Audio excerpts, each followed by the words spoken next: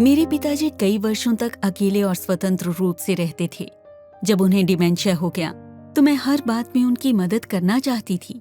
वे हमारे लिए एक अच्छे पिता थे। हम इसके लिए उनके एहसानमंद हैं। मेरे भाई बहन कुछ दूर रहते हैं, इसलिए मैंने अपनी नौकरी छोड़ दी और मैं ज्यादातर रातों में अपने पिताजी के साथ रहती थी। उन्हें शाम को अक्सर बेचैनी और भ्रम होता है। कभी कभी मेरा भाई पिताजी को ड्राइव के लिए बाहर ले जाता है और मैं आराम कर पाती हूँ, लेकिन मुख्य रूप से उनकी देखभाल मेरे ऊपर छोड़ दी गई थी। सभी लोग मुझसे कहते थे कि मैं एक सुपर हीरो थी। मैं बहुत अच्छा काम कर रही थी, लेकिन मुझे काफी ग्लानि महसूस होती थी। मैं अपने पति और बच्चों के साथ कम समय बिता पाती थी। मैं शायद ही कभी दोस्तों से मिल पाती थी और मुझे थकावट और उदासी होने लगी थी। डैडी से दूर होने पर जब वे अकेले रहते थे तो मुझे चिंता लगी रहती थी कि उनके साथ कुछ भी हो सकता है। मुझे पता था कि यह उनकी गलती नहीं थी, लेकिन मैं कभी कभी डैडी और हमारी स्थिति से नाराज महसूस करती थी। मेरी बहन ने मुझे बताया कि मुझे अपना ध्यान रखने की जरूरत है, क्योंकि थकावट और उदासी होने पर मैं अच्छी तरह देखभाल करता नहीं बन सकूंगी। इससे मुझे गुस्सा आया। उनके लिए ऐसा कहना आसान था, क्योंकि उन्हें तो कुछ काम नहीं करना होता था।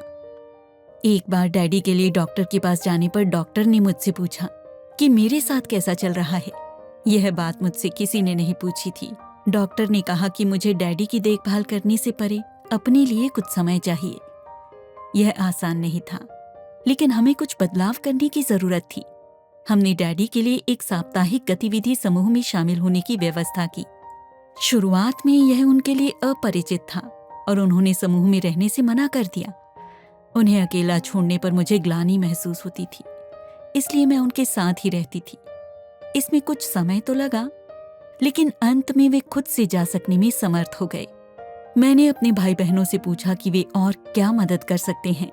कभी कभी वे इस बारे में अनिच्छुक रहते थे, यहाँ तक कि उन्हें चिड़चिड़ाहट भी होती थी। लेकिन अंत में डैडी ने उनके साथ सप्ताहांत बिताना शुरू कर दिया। समय के साथ हर कोई नई दिनचर्या का आदी होता गया और उन्हें पता चला कि डैडी की देखभाल करना उतना आसान नहीं था जितना वे सोचा करते थे। हमने अपने घर पर कामकाज में मदद के लिए एक देखभाल कर्मी की व्यवस्था की। इससे मुझे डैडी के साथ मिलकर आनंद उठाने वाली गतिविधियों में अधिक समय बिताने के लिए मदद मिली। मैं एक समर्थन समूह में भी शामिल हो गई।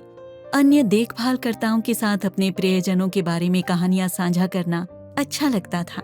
कभी हम हंसते थे तो कभी रोते थे। मुझे यह जानकर राहत मिली कि मैं अकेली नहीं थी। डैडी को लगातार देखभाल की जरूरत ये चुनौतीपूर्ण है और इसमें बहुत ज्यादा काम है। अब मुझे इस बात का एहसास है कि अपना ध्यान रखना कितना महत्वपूर्ण है।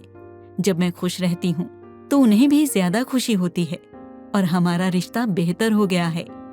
हमारे परिवार ने देखभालकर्ता समर्थन समूहों, घर में समर्थन और राहत देखभाल सेवाओं का उपयोग किया। हमने डॉक्टर के साथ बात की, माई एज्ड केयर से संपर्क किया और इन वेबसाइटों पर जाकर अधिक जानकारी प्राप्त की।